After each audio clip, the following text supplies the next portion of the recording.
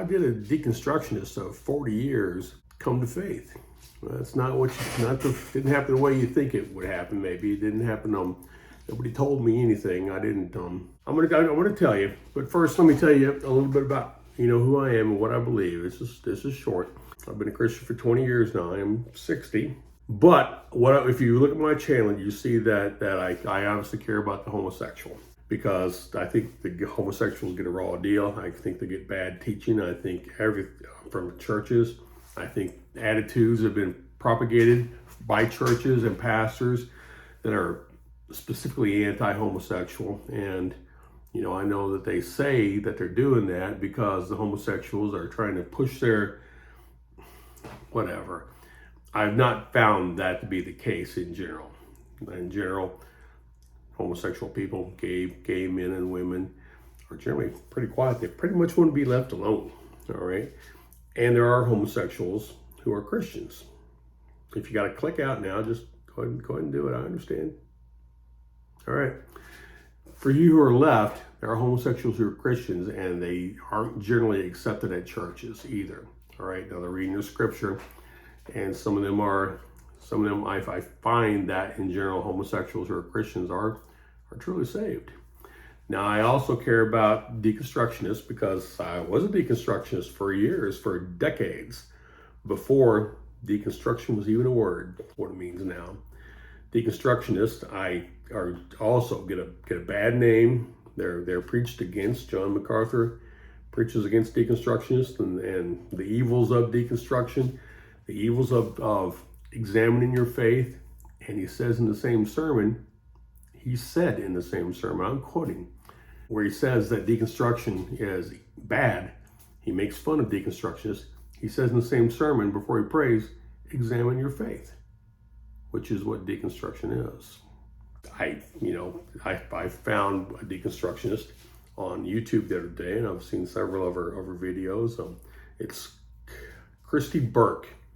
She's brilliant girl. And if you're trying to examine your faith and you don't know where to go, Christy Burke, KristiBurke.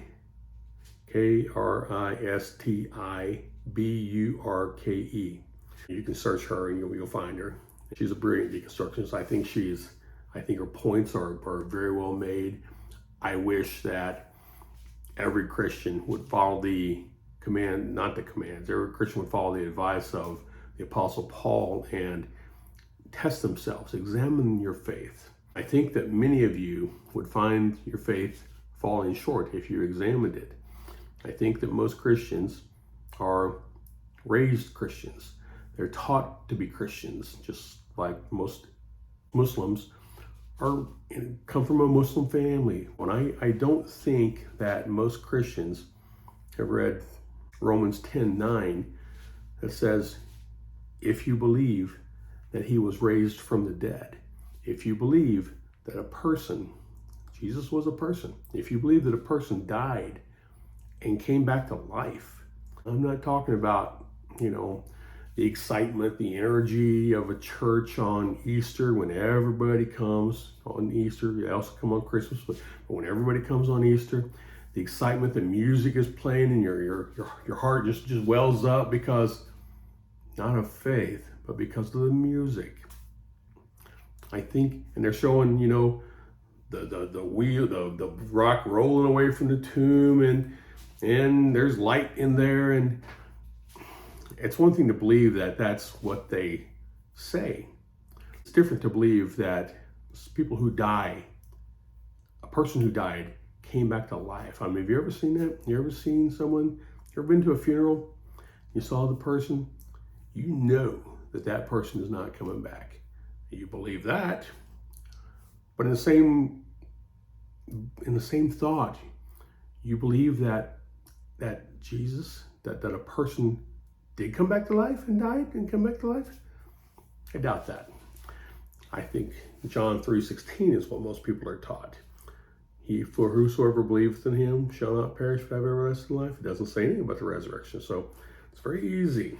I think that when a 6-year-old comes down to a lot of people say they were saved when they were 6, or they don't remember when they were saved. They were a child. I think when a 6-year-old comes down to the altar and the pastor says, or whomever says, a lady who's a Sunday school teacher says, have you accepted Jesus into your heart? I think people are like, yeah, I think I have, and then that's not salvation, okay? Accept Jesus into your heart doesn't really explain what that means. It means what it means to be saved. I don't think that they generally say, do you believe that a man who died, I don't think they ask a 6-year-old, do you believe that a man who died came back to life? A man who died, he's dead on one day, and 3 days later, he's walking around the streets again. I don't think many people believe that. I don't think so. I don't frankly think that most people who think they're saved are saved.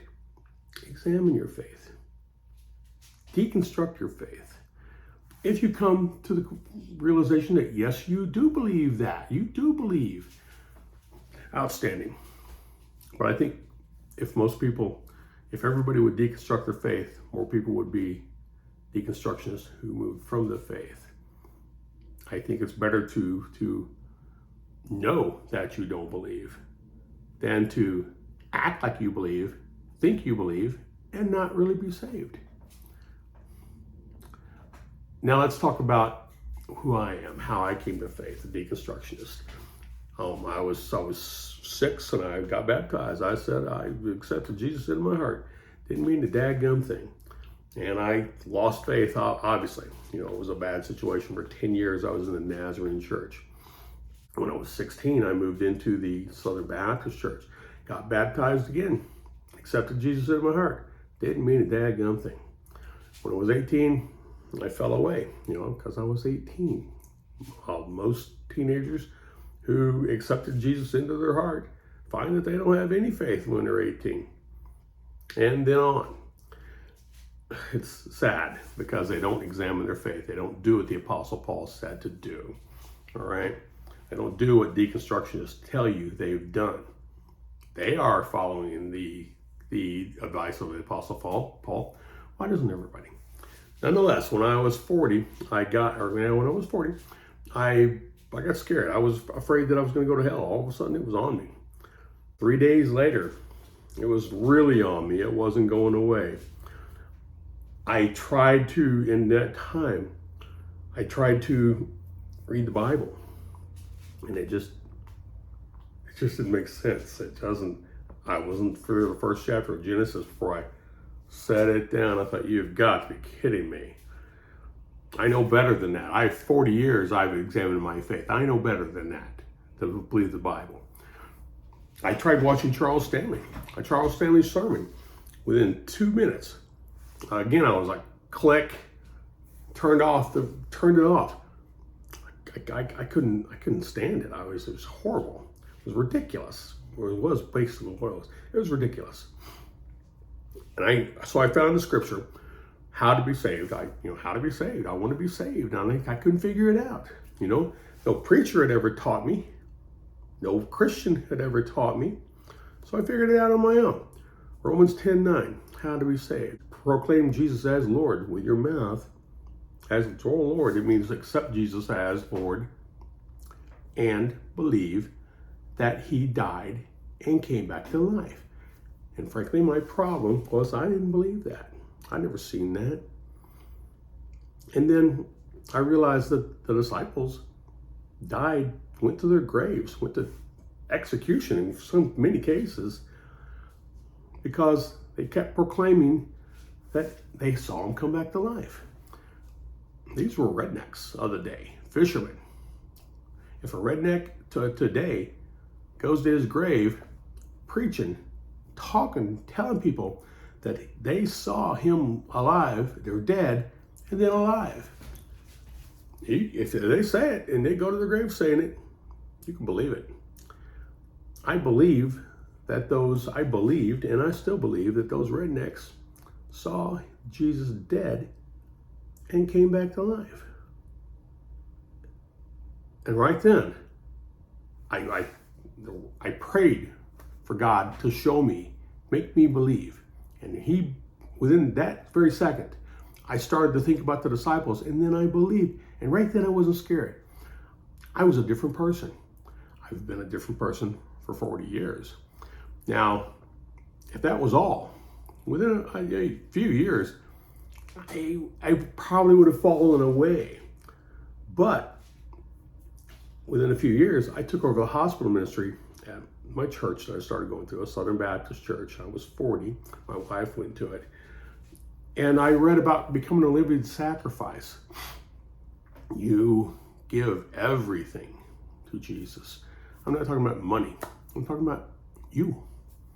Everything to Jesus. Money aside, because frankly, I don't give any money to the church anymore. I just don't. Money aside, you give everything to Jesus. Your life, your time, your days, your thoughts. And I started to see miracles. I was over the hospital ministry and sick for 6 years. Miracles. Not just people being healed, but in life, miracles. I started to pray, and my prayers were answered. All of my prayers were answered. The Bible, I started reading the Bible. I read it, I'm embarrassed to say, but I've read it 9 times. I started to read the Bible, and it made sense. And every time I read it, it made more sense. There were things I saw in the Bible that were the scripture that made sense.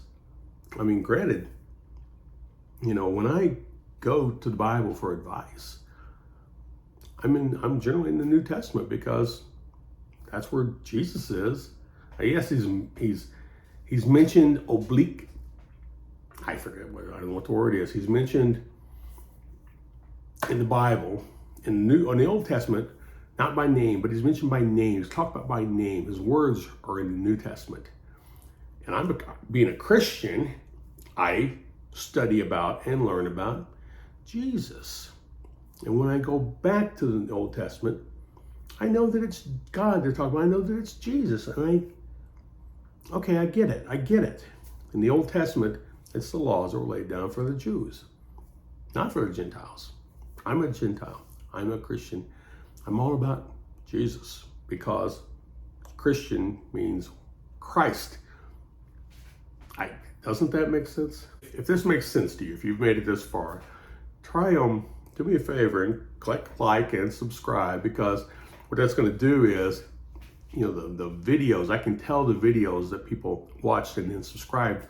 What that's going to do is tell me to make more videos like that, not to make videos like where people didn't subscribe, because people didn't like that video. They want more of the videos that they subscribed during.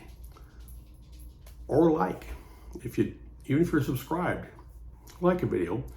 But if you're not subscribed, like it if I see a lot of likes. That means people want to hear more about that subject. And I will listen to my audience.